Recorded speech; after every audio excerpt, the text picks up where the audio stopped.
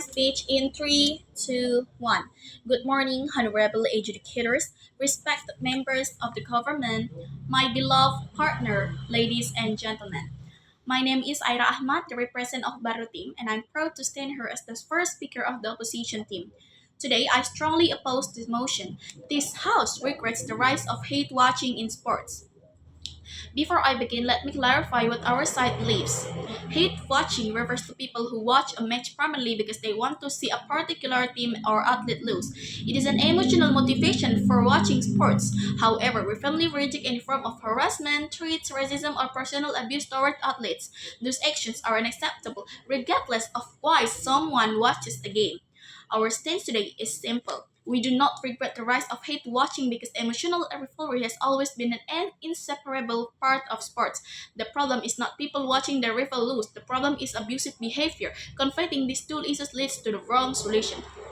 Today, I will prove three things. First, the government misunderstands what drives sport engagement. Second, they fail to prove that hate watching is the cause of toxicity.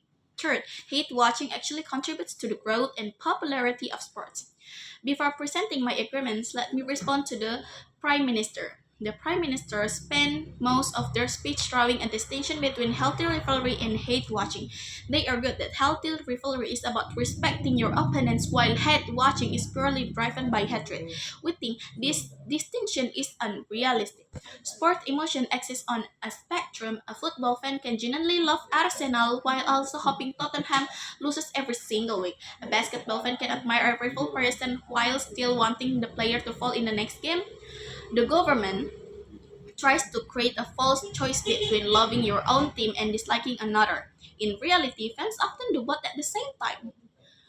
Furthermore, the government claims that watching creates toxic environment because social media encourages, but where is the causation?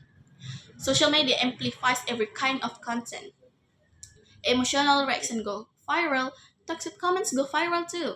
The real cause of online toxicity is irresponsible behavior and poor moderation, not the simple act of watching a rival match. If tomorrow everyone stopped hate watching, toxic people would still insult athletes after poor performance. Now, let me move to my first substantive argument. My first argument is that emotional rivalry is one of the foundation of sport itself. Sports have never been about neutral observation. They are built on competition, loyalty, and emotional investment. Fans do not simply because they appreciate technical skill. They watch because they desperately want someone to win and someone else to be lose. This emotional investment creates unforgettable moments. Think about famous rivalry across different sports. Fans eagerly anticipate these matches because emotions are high. Some people support one side, others support the other side. Many even watch hoping because breaking rivals. The government assumes that the correct motivation for watching sport is love.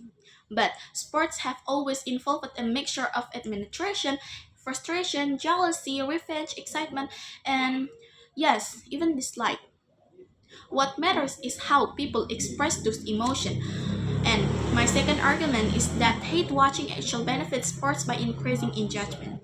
Where someone watches to cheer for victory or watches to celebrate defeat, they are still watching. They increase television ratings. They purchase streaming subscriptions.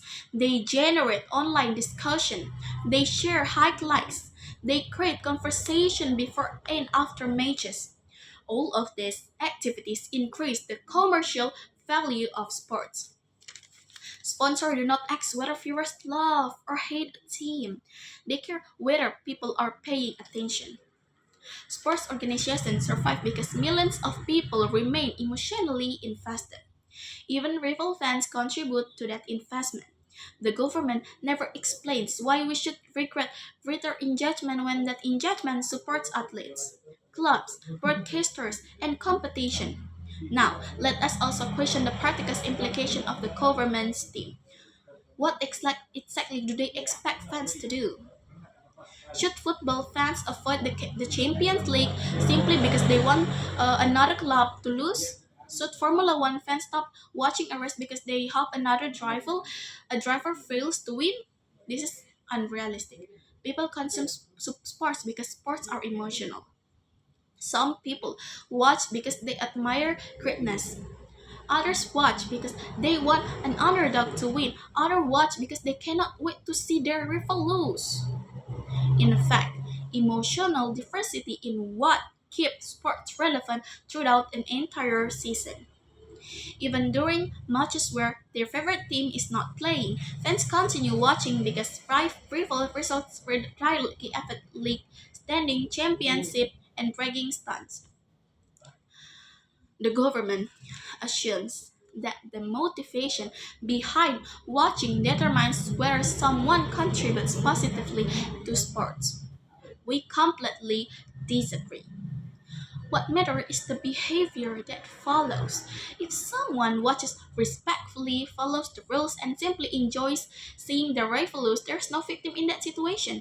Sports have always included winners and losers, and naturally, fans celebrate. Therefore, the government is trying to solve a behavior problem by policing emotions. Now, let me move to my final argument. The government identifies the wrong problem. The actual issue is abusive behavior. Sending death threats to athletes is wrong. Racist comments are wrong. Personal harassment is wrong, but none of these actions are required for hate watching. Someone can quietly watch a rival lose, smile at the result, discuss it with friends, and move on. That person has harmed absolutely no one. The government unfairly assumes that every hate watcher eventually becomes an online bully. That is simply not true. Just as not every passionate supporter becomes violent, not every hate watcher becomes abusive. We should punish harassment itself instead of blaming people's motivation for watching sports. Ladies and gentlemen, the government wants to solve toxicity by attacking one form of fan engagement, but they fail to prove that hate watching causes the harms they describe. They confuse correlation with causation. They ignore the positive contributes that emotionally invested viewers make to sports. Most importantly, they overlook a fundamental truth. Sports are emotional. People celebrate victories passionately. People cry after defeats. People tease their rivals. People enjoy watching their rivals lose. These emotions have existed for generations. They are part of what makes sport exciting. The real enemy of sport is not hate watching, it is abusive behavior. And those are two very different things.